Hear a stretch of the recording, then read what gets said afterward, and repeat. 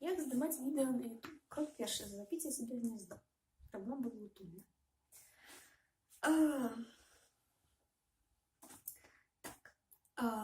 Гэта відео я здымаю для челленджа Record Yourself Challenge.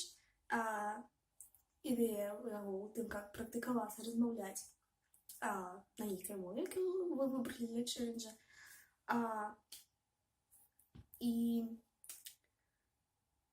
як здаецца, той, хто распрацаваў гэты челлендж, меў на ўвазе, што ён будзе для вывучэння замежных моў, але я вырашыла зрабіць гэты челлендж для маёй роднай мовы, для беларускай.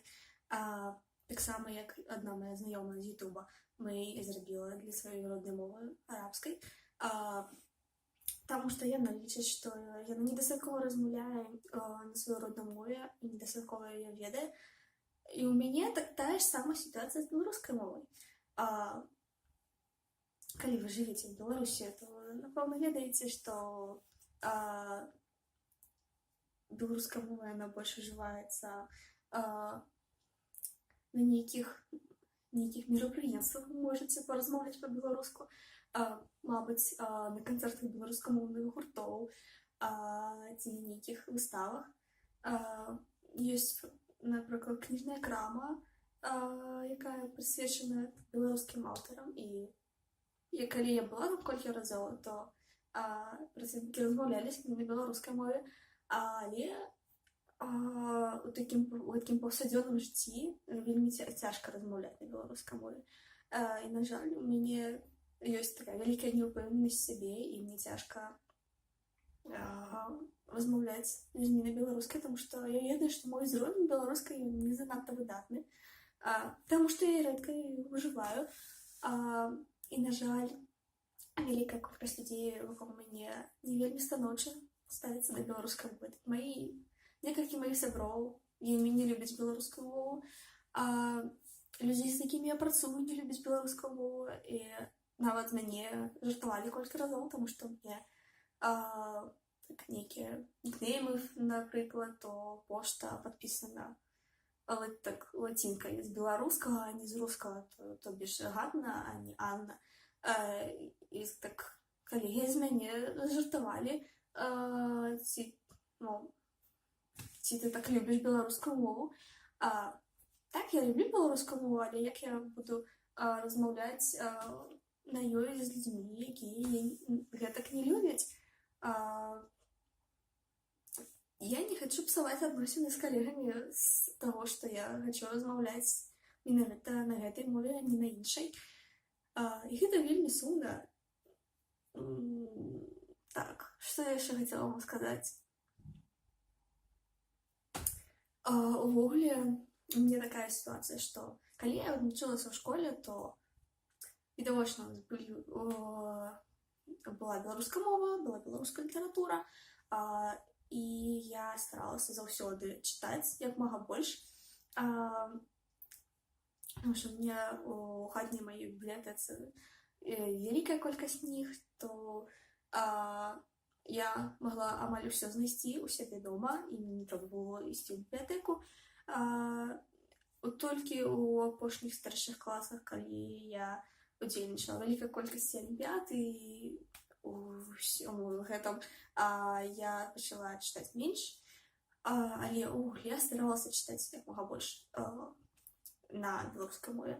Калі я выпусцілася са школы, час навучання ва ўніверсітэце, я, напэўна, прачытала, мабыць, 3 кнігі на беларускай мове за ўсе гэтыя 4 гады.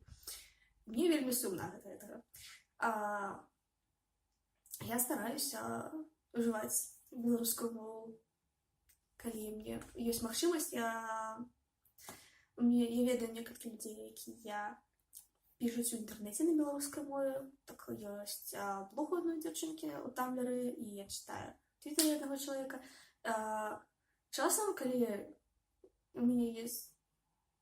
Часам я стараюся адказваць на беларускай мове, часам не. Таму што я стараюся сабе іншы раз пераправерыць, мабыць, пагугліць нешта ў слоўніку, паглядзець, калі я не ўпэўнена. І, на жаль, не заўсёды мне ёсць час гэта зрабіць, і я магу, калі не хочацца вельмі хутка штосьці напісаць, я пішу на рускай мове. Але увогуле я пытаюся часам пісаць на беларускай, і я слухаю некалькі беларускіх гуртоў. Але так я не размаўляю на беларускай мове, я апошні час не чытаю шмат на беларускай мове. Вось літаральна некалькі дзён таму я набыла комікс, у якім некалькі зборнік коміксаў, у якім некалькі гісторый на беларускай мове. Я іх прачытала вось учора. Гэта вельмі цудоўна. На жаль, часам бывае цяжка знайсці штосьці на беларускай мове, штосьці спецыфічнае на беларускай мове, тому што так, ёсць вялікая колькасць так званых класікаў у беларускай мове, але ўвогуле штосьці такое спецыфічнае знайсці цяжка. Так, напрыклад, што датычыцца навуковай фантастыкі, я за ўсё сваё жыццё я чытала толькі 2 кнігі. І адна з іх нават была зборнікам п'ес, здаецца, такіх дзіцячых. То я часам цяжка проста знайсці штосьці на пачытаць. Я нават памятаю, калі ў фікрайдерскай такой суполцы я напісала, што было б файна пісаць штосьці па-беларуску, тому што суполка і веб-сайт увогуле рускамоўныя. Мне раптоўна напісала адна дзяўчынка паведамленне, так, ці у вас ёсць штосьці ўжо апублікавана на беларускай мове, мне б хацелася пачытаць, на жаль, не. Уявіце сітуацыю, калі вы пішаце увогуле незнаёмы чалавек, вы не ведаеце ні ў якіх жанрах ён пішаце. Добра ён піша, але той факт, што ён, мабыць, піша штосьці менавіта на гэтай мове, заставляе вас напісаць яму паведамленне і запытацца, ці ёсць у яго нейкія тэксты. Гэта вельмі дрэнная сітуацыя, я лічу.